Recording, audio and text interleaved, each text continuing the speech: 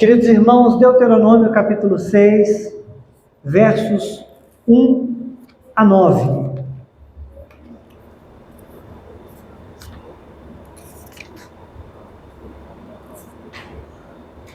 Muito bem. Nos diz assim a palavra do Senhor, queridos. Esta é a lei, isto é, os decretos e as ordenanças que o Senhor, o seu Deus, ordenou que eu ensinasse a vocês, para que vocês cumpram na terra para o qual estão indo para dela tomar posse.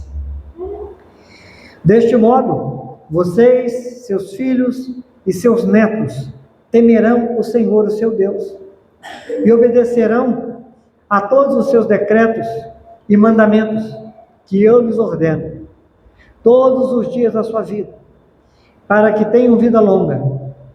Ouça e obedeça, ó Israel, assim tudo lhe irá bem, e você será muito numeroso numa terra onde há leite e mel com fartura, como lhe prometeu o Senhor, o Deus dos seus antepassados. Ouça, ó Israel, o Senhor, o nosso Deus, é o único Senhor. Ame o Senhor, o seu Deus, de todo o seu coração, de toda a sua alma e de todas as suas forças. Que todas essas palavras que hoje lhe ordeno estejam em seu coração. Ensine-as com persistência a seus filhos. Converse sobre elas quando estiver sentado em casa, quando estiver andando pelo caminho, quando se deitar e quando se levantar. Amarre-as como sinal nos braços e prenda-as na testa. Escreva-as nos batentes das portas da sua casa e em seus portões. Oremos, Pai.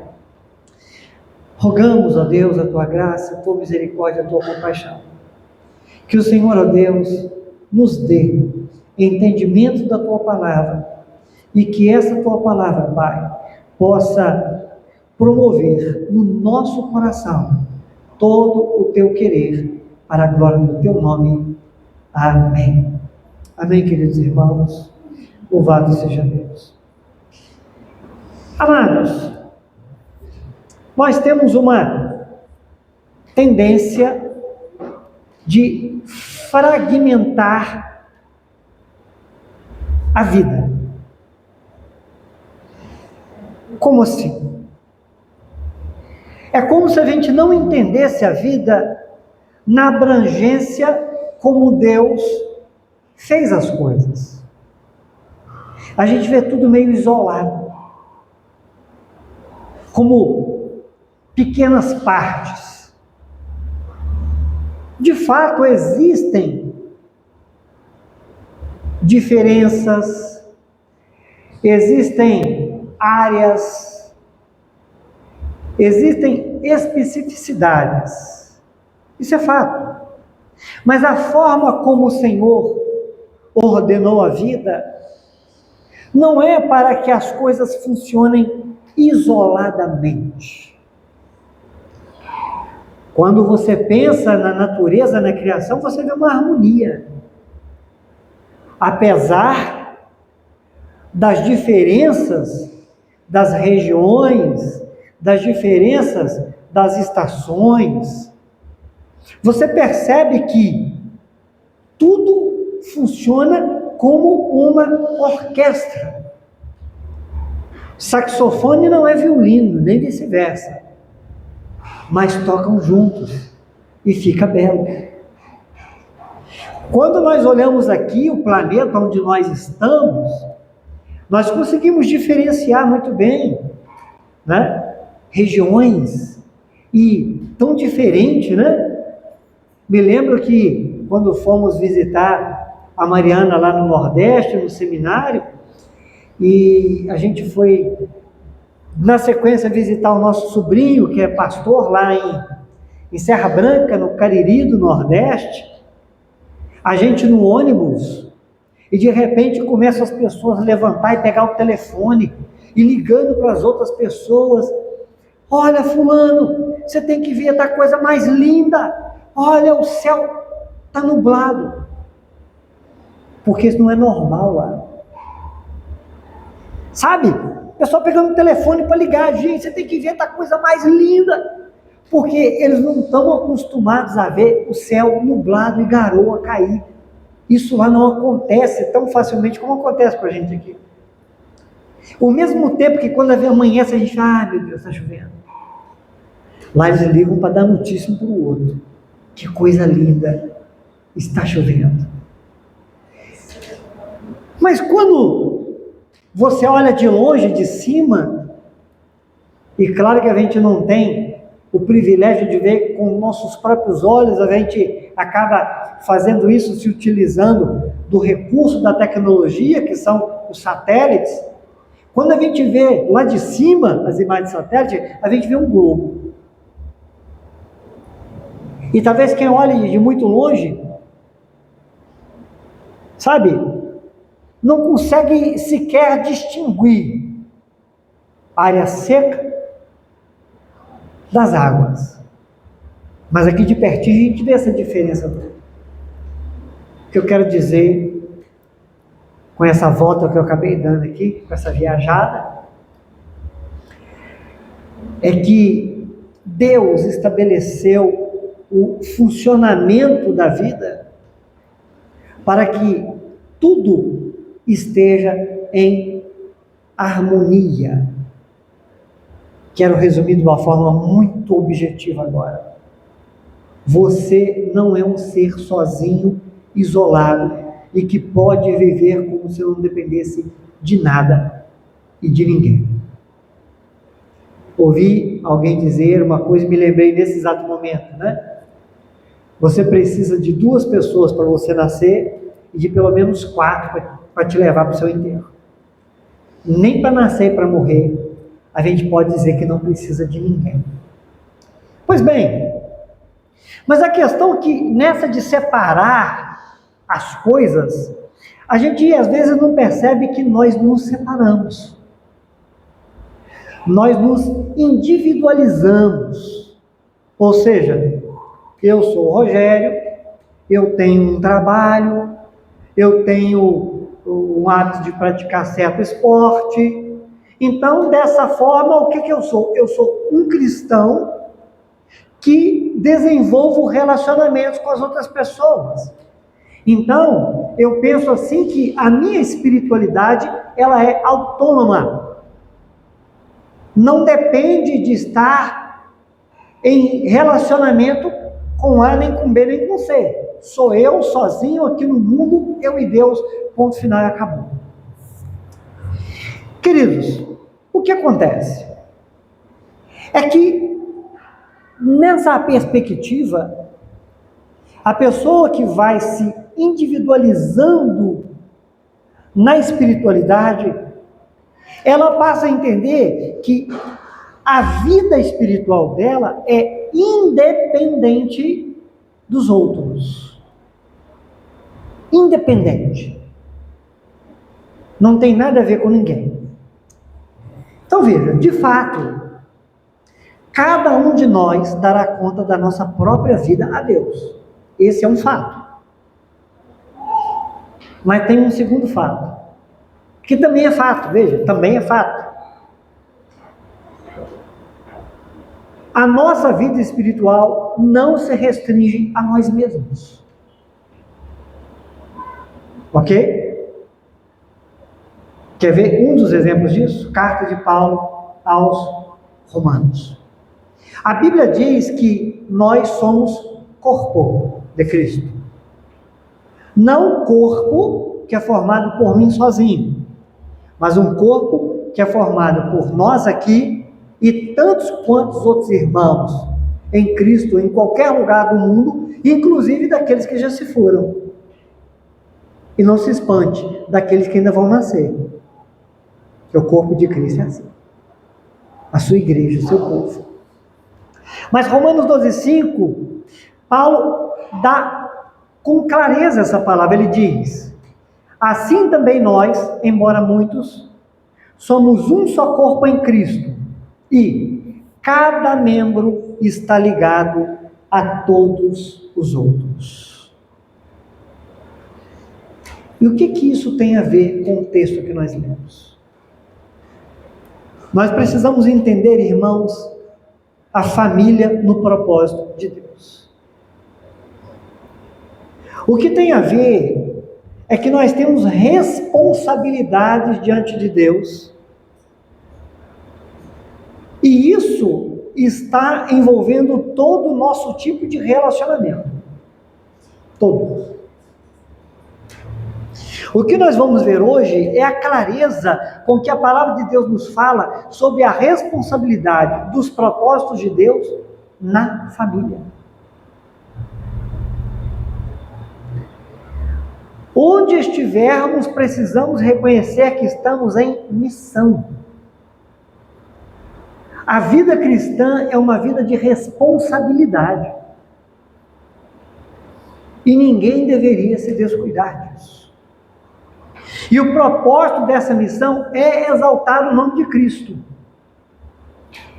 Seja no seu trabalho, seja no seu lazer, seja na sua família, seja na igreja, na comunidade cristã onde você congrega. Mas especificamente precisamos entender, irmãos, como que Deus, é isso que vamos fazer aqui nesse texto de Deuteronômio, é como que Deus ele estabelece a família como meio de ter o seu nome exaltado. Vamos fazer aqui antes, porém, algumas considerações, algumas afirmações de verdade sobre a família segundo Deus. Primeiro, que a família foi criada por Deus para o bem do ser humano. Segundo, a família é estabelecida como a primeira instituição da sociedade. Não poderia existir sociedade sem família. É impossível.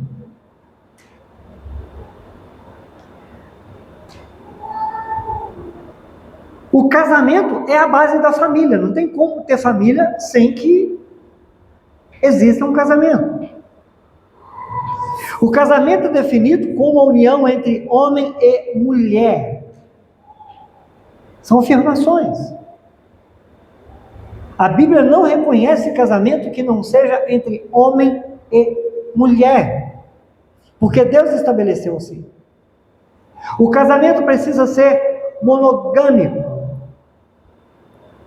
Um homem, uma mulher, ponto final e acabou. Não tem mais ninguém nesse negócio. Não pode ter.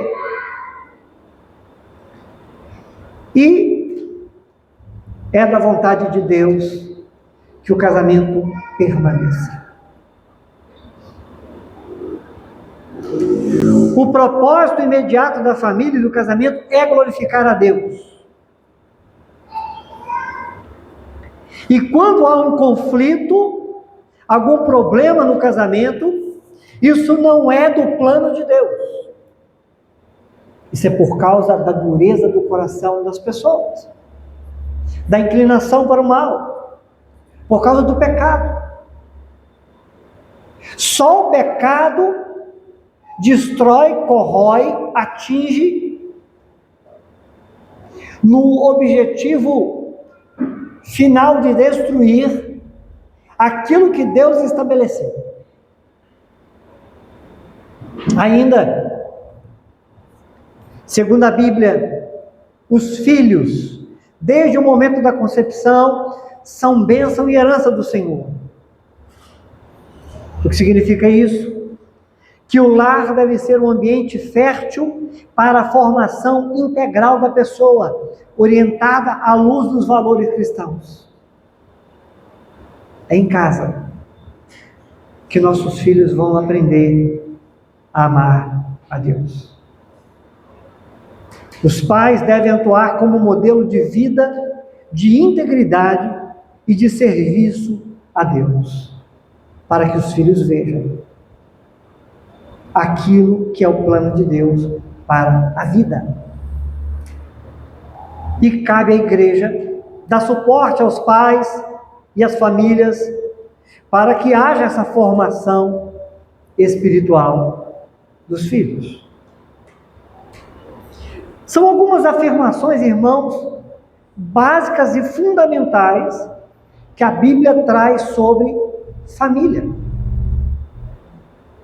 E por que é importante a igreja sempre voltar a esses assuntos? Porque a igreja é bombardeada com informações que tendem a contrariar aquilo que está estabelecido pelo Criador. A nossa família precisa servir ao Senhor. O contexto que nós temos aqui, queridos irmãos, é que Moisés estava entregando a lei para o povo que assumiria a terra prometida. Era isso que estava acontecendo.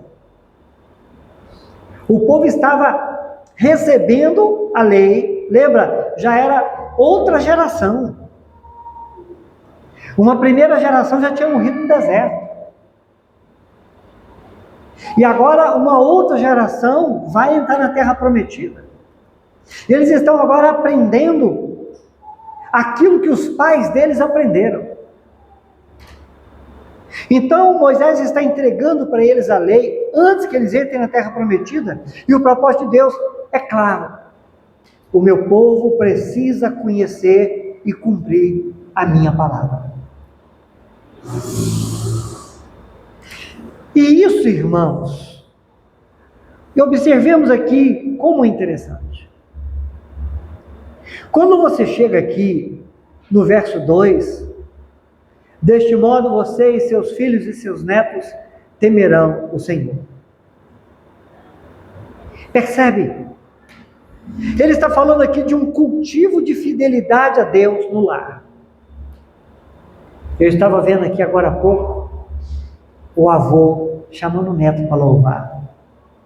É isso que a Bíblia está dizendo. Como isso é belo. Como isso é importante. Como que isso é fundamental. E como que isso marca o coração de uma criança. São coisas, irmãos, que quando acontecem na nossa vida, mesmo quem não conhece a Escritura, sente alegria em viver isso. Agora, quando você olha para a Escritura, você diz: olha, é isso que ele está dizendo aqui. Que as gerações precisam interagir acerca do conhecimento de Deus, para que se mantenha a chama acesa, para que se mantenha o envolvimento, para que se mantenha a verdade com nitidez, para que, independente das circunstâncias, dos acontecimentos, que a vida nem sempre é fácil, a gente possa passar pela dificuldade, mas possa dizer também: olha, as coisas não estão dando muito certo aqui, mas eu sei que não é isso que a palavra de Deus ensina.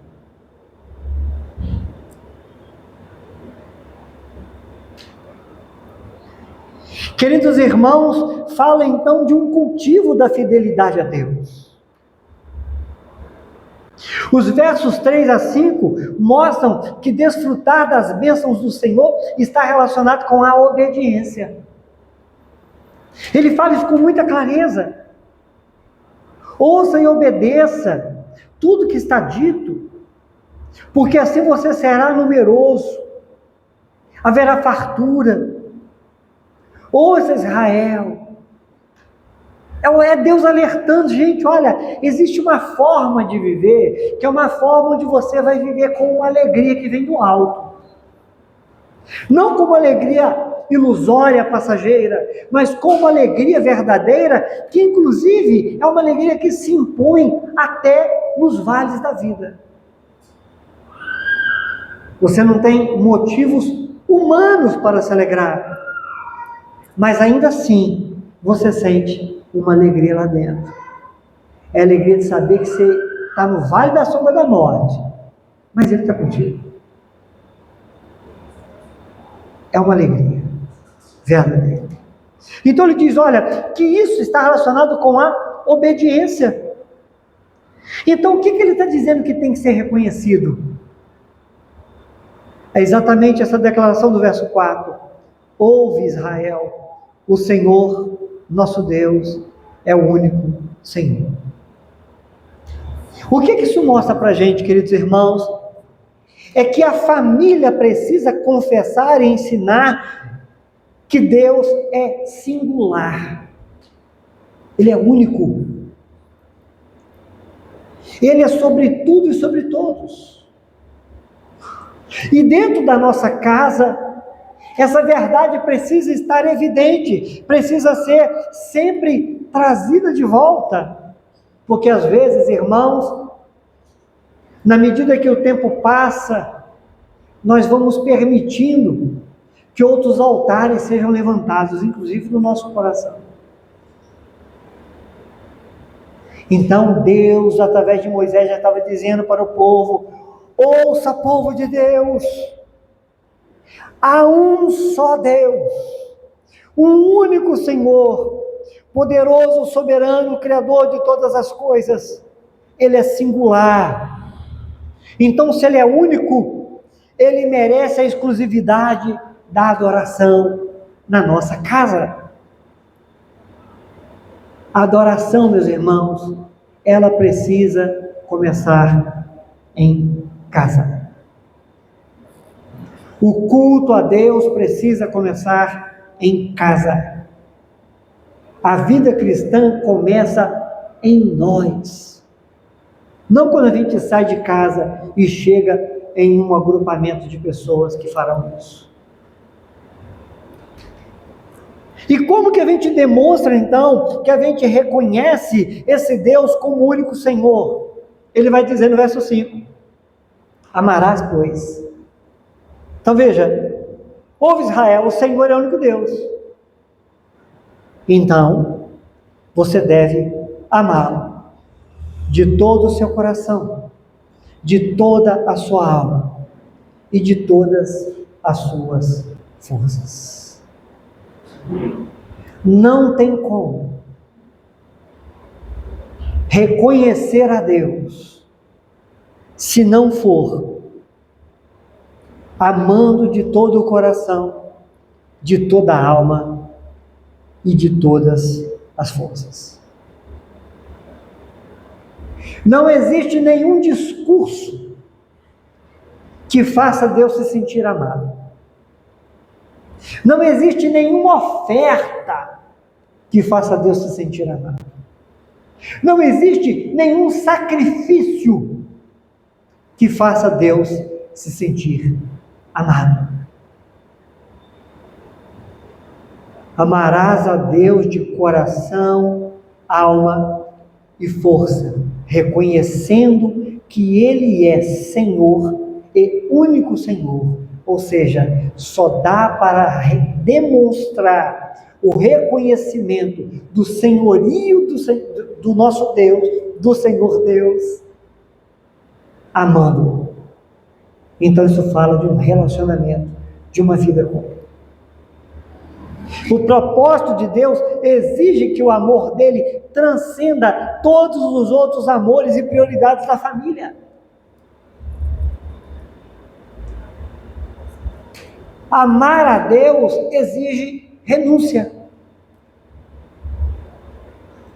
Renúncia que pode ser, irmãos, de lazer, de carreira, de dinheiro. E quer saber? Muitas das vezes dos nossos próprios desejos, que querem nos levar para longe dele.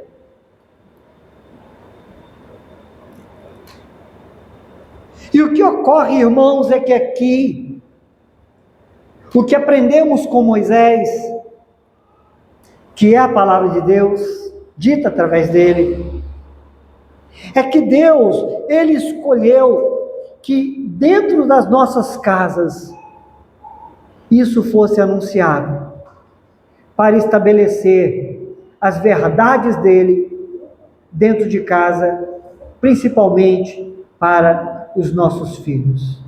É o que ele vai dizer, irmãos, a seguir, a partir do verso 6. Olha o que ele diz: que todas essas palavras que hoje eu te ordeno estejam em seu coração. Então, primeiro Deus se dirige aos adultos. Que a palavra esteja no coração dos pais. E estas palavras que hoje te ordeno estarão no seu coração. Meus irmãos, nós só poderemos ensinar para os nossos filhos a amar a Deus se primeiro a palavra de Deus estiver no nosso coração. Não tem como ser diferente. Nos evangelhos já lemos que a boca vai falar que está cheio o coração. Não tem jeito, irmãos. O que vai fluir na nossa vida diariamente, dentro da nossa casa, nas situações, é o que está no nosso coração. Então, não se transmite o que não se possui. Não se transmite o que não se possui. Os nossos conselhos, irmãos, eles serão sempre moldados pelo que prevalece no nosso coração. Se o nosso coração é cheio daquilo que não é a palavra de Deus, isso é o que vai temperar os nossos conselhos. Isso é que vai dar sentido para os nossos conselhos. Ou seja, nossos conselhos não serão bons. Mas se nosso coração estiver cheio da palavra de Deus, nossos conselhos serão segundo a vontade de Deus. E aqueles que estão nos ouvindo serão abençoados. Não porque nós estamos falando, mas porque nós estaremos falando as preciosas palavras, os conselhos eternos do nosso Deus. Então veja, o propósito de Deus é que vivamos para ensinar a palavra dele, viver a palavra dele e ensinar a palavra dele. E o mandamento, ele vai dizer logo em seguida, veja, ensine com persistência a seus filhos, converse sobre elas quando estiver sentado em casa, quando estiver andando pelo caminho, quando se deitar e quando se levantar. Meu irmão, que coisa linda isso. O mandamento então guarda no seu coração e ensina para os seus filhos. O ensinar aqui, irmãos, traz o sentido de incutir, gravar. É ter a intenção de ensinar os seus filhos a temerem a Deus, a pautarem as suas vidas, seus planos, na verdade. Sabe uma coisa que acontece que é muito estranha? Às vezes, muitos pais estão dizendo que os filhos devem amar a Deus acima de todas as coisas, mas ao mesmo tempo estão dia após dia ensinando os filhos que eles devem buscar de forma gananciosa os bens dessa vida. O mesmo que diz, meu filho, você tem que amar a Deus sobre todas as coisas, é o que diz para o filho, meu filho, você tem que ser o primeiro da sua sala. Meu filho, o que foi? Se encostar o dedo em você na escola, você senta a mão, não deixa não. Claro que eu não estou dizendo, irmãos, que a gente deve permitir que nossos filhos virem saco de pancada na escola, não é isso. Mas a gente tem que ter sabedoria para ensinar e para resolver as coisas. Porque senão a gente cria, sabe, uma dupla, me fugiu aqui o termo, a gente cria uma dicotomia na cabeça da criança. Quando você estiver no culto na igreja, a palavra de Deus é importante. Quando você sair de lá e estiver aqui no mundo, meu filho, vença. passa em cima de qualquer um, seja esperto. E às vezes o filho faz uma coisa horrível, e o pai conta como vantagem. Nossa, meu filho fez assim, rapaz, não é fácil não. Coisas que deveriam fazer a gente dobrar o joelho e pedir, meu Deus, livre o meu filho disso. Irmãos, é um tempo onde ninguém quer ter um filho que se pareça com Estevão, que sendo apedrejado ora por quem o apedreja. Entende? Devemos querer, irmão, ter filhos como Estevão. Por que não trazer o exemplo maior? Devemos querer ter filhos que se pareçam com Jesus. Mas a gente cria uma dificuldade na cabeça dos nossos filhos. Que a gente fala para os nossos filhos que eles precisam aprender a confiar em Deus, mas ensinamos nossos filhos a confiar em si mesmos. Então, caberia aqui, eu sei que talvez na sua cabeça tenha passado uma série de situações, mas eu acho que é o suficiente para a gente entender que o mandamento é um ensino para que grave na cabeça do nosso filho um ensino intencional da palavra de Deus. É um discipulado em casa. É ensinar para o nosso filho em casa como que ele precisa se parecer com Cristo. E qual é o método, irmãos? Que a palavra de Deus nos traz, isso que surpreende. Porque a cultura da nossa vida também, do nosso tempo, também é contra isso. Porque me fala uma coisa, qual é o pai, qual é a mãe hoje que consegue conversar sentado em casa, andando pelo caminho, quando se deitar e quando se levantar? Qual é o pai, qual é a mãe que hoje consegue fazer isso? Porque a gente tem coisas para conquistar. A gente tem metas para bater. A gente tem coisas para adquirir. A gente tem coisas para vencer. Então, a gente precisa fazer tudo lá fora. Gastar a nossa vida, o nosso suor, empenhar toda a nossa vida, todos os nossos esforços, toda a nossa capacidade intelectual e física. Enquanto a palavra de Deus diz: ei, tem um mandamento para você. O Senhor Deus, Criador do céu e da terra, é o único e verdadeiro Deus. Você precisa amar esse Deus com todo o seu coração, com toda a sua alma, com todo o seu entendimento. E você precisa ensinar os seus filhos a fazer isso também. Mas a gente não tem tempo. A gente não tem tempo. Irmãos, não são poucas as histórias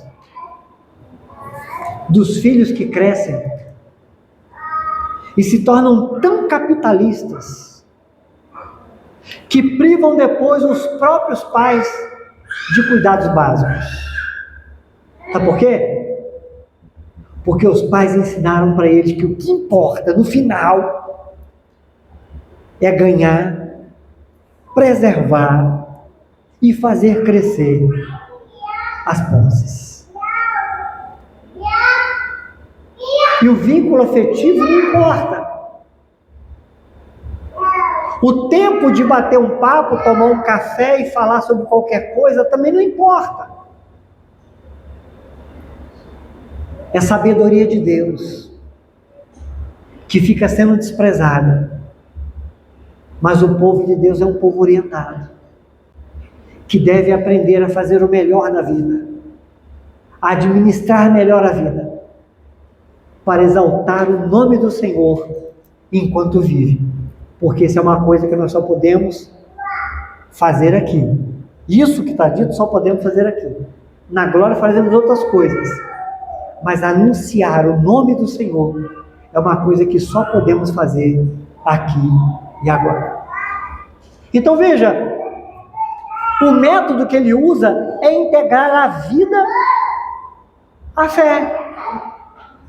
É fazer com que a nossa vida, o nosso dia a dia, seja destinado para esse fim. Por isso que ele fala a questão de falar em casa, irmão. Você percebe isso? Ele fala, olha, fazer isso em casa, no caminho, ao deitar-se, ao levantar-se. Irmãos, isso é um privilégio, irmãos. Isso é um privilégio. Nós que temos filhos, sabemos o quanto o tempo passa rápido e parece que nossos filhos nem crescem, né? A gente olha assim e fala assim, meu Deus, parece que foi ontem. Aí está chovendo. Eu pelo menos fico assim. Meu Deus, será que meu filho vai vir embora na chuva? Como é que está? É assim que a gente fica. Como é que a minha filha está agora? Sabe? Então, são valores. Porque a missão, irmão, a missão de Deus, ela envolve gente. E ela começa em casa. O primeiro lugar onde precisamos viver o Evangelho é em casa. O primeiro lugar onde precisamos adorar, exaltar o nome do Senhor é em casa. Queridos, quando fala de sentar e deitar, fala de descanso, de intimidade, aquele conforto de casa. Não é gostoso, irmão, quando você está um tempinho, para assim, toma um cafezinho? Quem não gosta de café, tome o chá. Não gosta do chá, tome o leite. Seja lá o que você gosta de tomar, mas sabe quando você está com aquelas pessoas da família e você fica ali um tempo? Isso é muito bom. Com aquele biscoitinho então de polvilho que há muito tempo eu não vejo. Nossa, fica melhor ainda. Né? Andar e levantar, fala de trabalho e atividades externas. Enquanto nós estamos, sabe, irmão, desenvolvendo a vida, porque são responsabilidades que nós temos. Devemos, sabe, é do sol do rosto que viveremos, também está escrito. A questão é a gente administrar. Porque tudo que fazemos em termos de trabalho e dedicação é para o bem da família.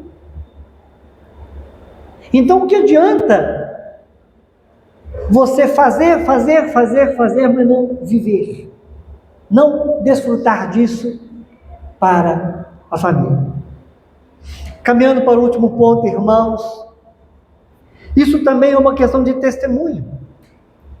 Porque olha, o verso 8 e 9 fala, amarre-as, está falando agora dos ensinamentos, como sinal nos braços e prenda na testa, escreva nos batentes da porta da sua casa e em seus portões. Irmão, a nossa família, o nosso lar, precisa ser um final visível do propósito e da palavra de Deus no mundo. É o testemunho. A palavra, irmão, aqui fala na ação e no pensamento, como diz aqui, amarre como sinal no braço e na testa. Braço, ação, testa, pensamento. Podemos pensar aqui, irmãos, enquanto nós estamos agindo e pensando, a palavra de Deus precisa estar, sabe, delimitando as nossas ações e pensamentos. Precisa estar presente. Precisa estar ali como parâmetro para nós. A ênfase é que a palavra de Deus, ela precisa, sabe, irmãos, estar realmente sendo prioridade na nossa vida. A palavra de Deus precisa ser aquilo que nos controla, aquilo que nos molda. E o propósito de Deus é isso, que a palavra de Deus esteja a nos conduzir realmente.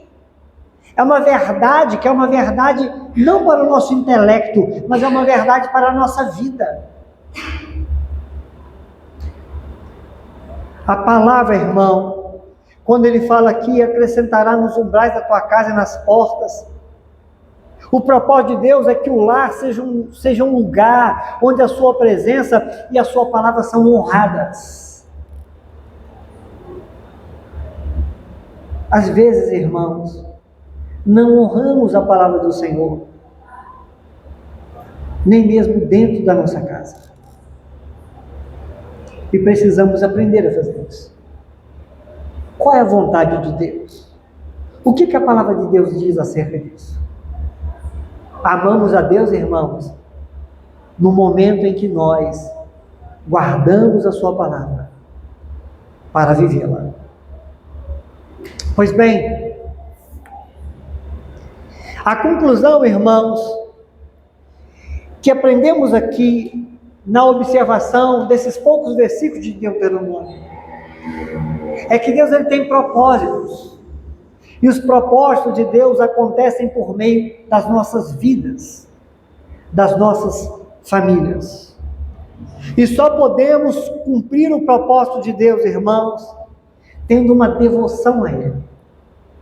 Se Deus não é prioridade na nossa vida, dificilmente, irmãos, poderemos cumprir os propósitos dele. Agora tem um detalhe importante que eu preciso trazer. Nós sabemos, eu falei ali atrás, que a questão das bênçãos de Deus estão relacionadas com a obediência. E agora é um ponto fundamental que precisa ficar claro para nós. Nenhum ser humano, nenhum de nós, poderia obedecer plenamente os mandamentos. Ninguém nunca pôde. Ninguém nunca conseguiu. Nenhum ser humano normal conseguiu. Apenas Cristo, que foi enviado, obedeceu até a morte, e morte de cruz. E nós somos justificados, porque Ele cumpriu toda a lei para nos adquirir para si.